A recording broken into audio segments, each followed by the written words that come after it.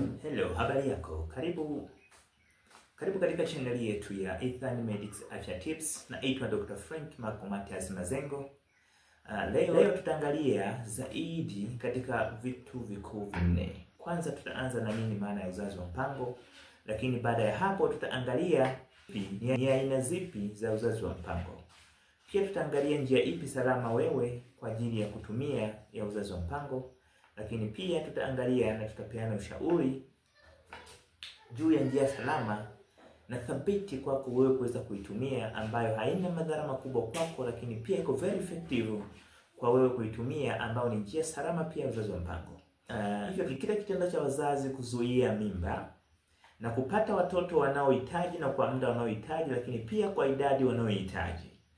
Hiyo ndio ni maana halisi ya uzazi wa mpango. Kwa hata pia leo tutaangalia aina kadhaa za uzazi wa mpango. Hivyo aina za uzazi wa mpango zipo hasa katika magrupu makuu matatu, ambapo kabisa la kwanza ni uzazi wa mpango asilia. Baada ya hapa tutaangalia nini maana ya uzazi wa mpango asilia. Tutaingia ndani zaidi kuweza kuangalia uzazi wa mpango asilia upoje, lakini pia tuna uzazi wa mpango wa muda na uzazi wa mpango wa kudumu. Haya ni makundi makuu matatu ambayo ni aina za uzazi wa mpango. Kama nilivyosema, uzazi wa mpango asilia, uzazi wa mpango wa muda na uzazi wa mpango wa kudumu. Kama tulivyotoka kuzungumza kwamba tutaanza kwa kuangalia nini maana ya uzazi wa mpango asilia. Uzazi wa mpango asilia, huu ni uzazi wa mpango ambao unajumuisha njia kuu mbili. Cha kwanza kabisa ni njia ya kutumia kalenda. Njia ya kutumia kalenda, hii ni njia nzuri na thabiti sana ya uzazi wa mpango ambao ni asilia, ambayo haihitaji kutumia dawa za aina zozote, haihitaji kutumia kitu cha aina yoyote ambacho either ni dawa au man-made products kama condom, lakini hii unatumia ni kalenda tu. Kalenda hii njia ni nzuri sana na effective kwa watu, lakini ni kwa wale tu ambao mizunguko yao, yani menstrual cycle, haibadiliki, yani ipo constant. Kama inachukua 28 days, yani ni 28 days only, kwamba haibadiliki leo hivi.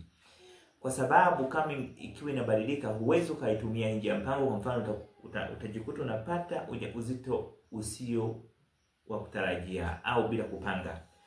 Kwa hiyo hii njia nasisitiza kwamba tuitumie wale tu ambao tuna mzunguko thabiti na mzunguko ambao uko vizuri. Darasa lijalo tutajifunza ni njia gani ya kuweza kuitumia hii njia ya kalenda kama uzazi wa mpango. Wengi huwa wanashindwa, na hii inasababishwa tu na kushindwa kutambua ni njia gani au ni namna gani afanye ili kuweza kuepuka zile siku za hatari.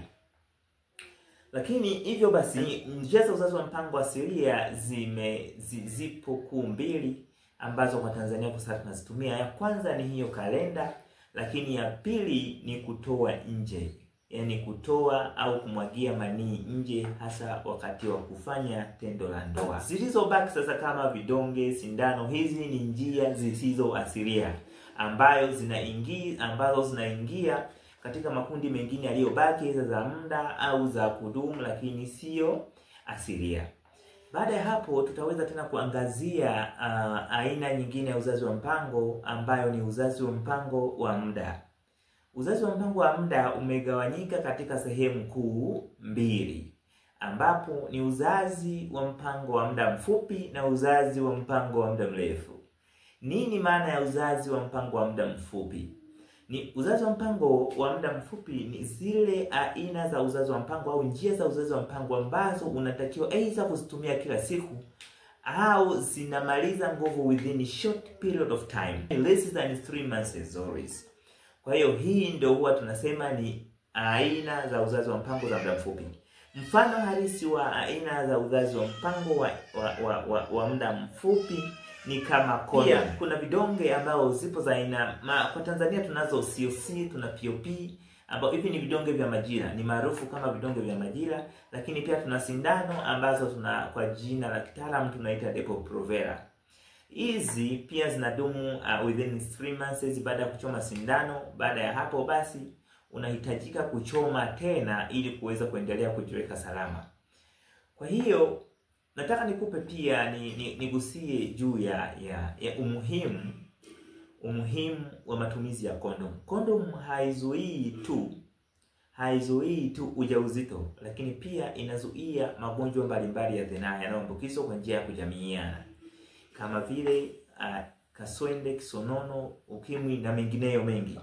Kwa hiyo hii multipurpose, kwa ukitumia hii inakinga vitu vingi, inakinga ujauzito na kukuweka salama, lakini pia inazuia transmission ya sexual transmitted disease from one person to another. Lakini baada ya hapo tutaangalia pia aina ya uzazi wa mpango wa muda mrefu. Aina za uzazi wa mpango za muda mrefu, tuelewane hapa, ni aina za uzazi wa mpango za muda mrefu lakini sio za kudumu. Uzazi wa mpango wa muda mrefu ni aina ya uzazi wa mpango ambapo inadumu kwa zaidi ya muda wa miaka 2 na kuendelea mpaka 12. Inategemeana na aina gani ya uzazi wa mpango ambao wewe ulikuwa unautumia. Wacha tuangalie baadhi ya njia za uzazi wa mpango ambazo zinaangukia au ni moja wapo ya kundi la uzazi wa mpango wa muda mrefu. Cha kwanza kabisa ni kijiti. Kijiti wengi tumekuwa tukiangalia watu wamekuwa wakiwekewa, ambao wanaweka kwenye mkono hapa huko na kushoto, ambao zipo za aina mbalimbali. Kuna za kuanzia miaka 2 mpaka 5. Lakini pia kitanzi, tuna kitanzi. Aina nyingine ya uzazi wa mpango wa muda mrefu ni kitanzi. Kitanzi ni aina ya uzazi wa mpango ambayo inakaa kuanzia miaka 10 mpaka 12, inategemeana. Lakini hii haikufungi wewe kwamba wewe ukiweka leo mpaka uitoe baada ya miaka 12. Hapana, unaweza kuitoa muda wowote ambapo unahitaji kupata mtoto. Nataka nikugusie baadhi ya vitu muhimu kwa wewe kuangalia kabla tujaendelea kwenye chapter nyingine au kwenye session nyingine, kwamba nini njia sahihi ya wewe kutumia. Njia sahihi ya uzazi wa mpango ya wewe kutumia ambayo ina madhara madogo ukilinganisha na njia zingine za uzazi wa mpango. Njia ya kwanza kabisa ni kitanzi. Hii ni njia salama kabisa na ni nzuri kwako wewe ndugu mtazamaji kuitumia, kwani ina faida kuu zifuatazo.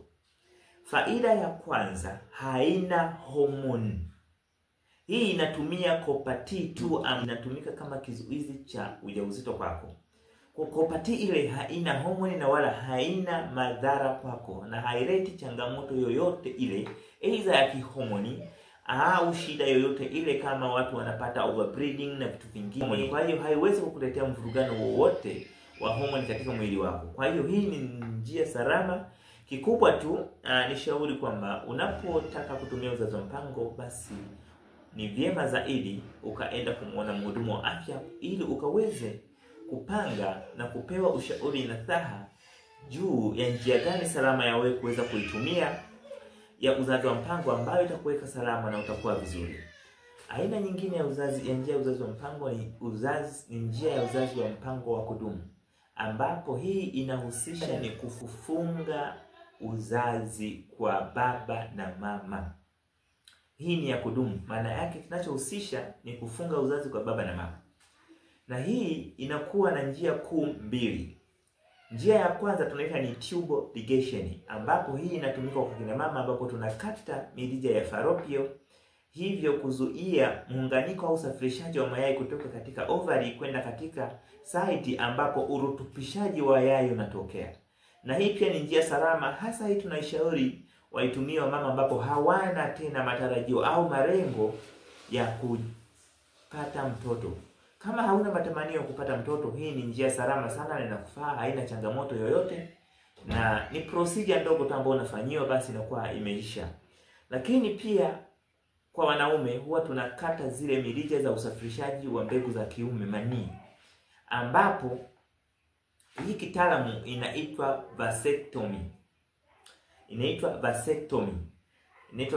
Kwa hiyo hii inahusisha ni ukataji wa mirija ambayo inasafirisha mbegu za kiume, au tunaita mirija ya mbegu.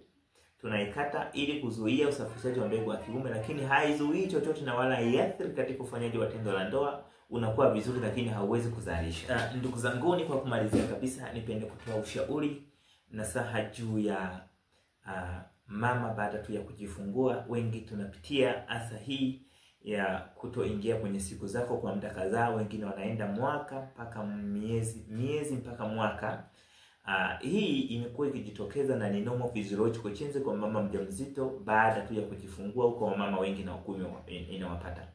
Hii nipende tu kushauri kwamba hii isikutoe wewe kwenye njia na ukashindwa kuchagua njia sahihi ya njia gani tumia uzazi wa mpango, kwani kuna watu tumekuwa tukipata scenario mbalimbali ya mama ambaye alikuwa katika hali hiyo, anapata ujauzito bila hata ya kuingia siku zake na bila kutambua, na mtoto anakuwa mdogo, hivyo anakosa muda au anashindwa kupata muda sahihi kuweza kupata au kumpatia malezi mtoto mdogo.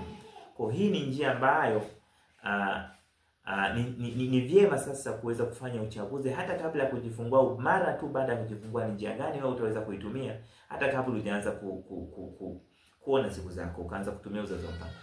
Lakini pia nipende kutoa shukrani zangu za dhati kabisa kwa watu wote mlioweza kunisikiliza kuanzia mwanzo wa kipindi changu mpaka mwisho. Naomba tu kwamba usisahau kusubscribe hapo chini ya channel yako na kulike kwenye channel yetu hii ya Ethan Medics Afya Tips, ambao ni channel inayokupa dondoo muhimu juu ya afya zako, lakini pia afya kiujumla. Kwa karibuni sana katika YouTube channel yetu hii ambayo inakupa elimu thabiti na yenye uhakika. Karibu sana. Asante.